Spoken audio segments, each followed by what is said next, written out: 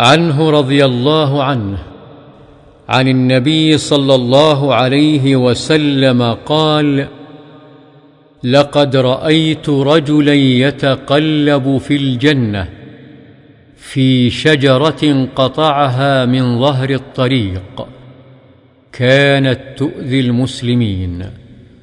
رواه مسلم. وفي رواية: مر رجل بغصن شجرة على ظهر طريق فقال: والله لأنحين هذا عن المسلمين لا يؤذيهم، فأدخل الجنة. وفي رواية لهما: بينما رجل يمشي بطريق وجد غصن شوك على الطريق فأخره، فشكر الله له فغفر له.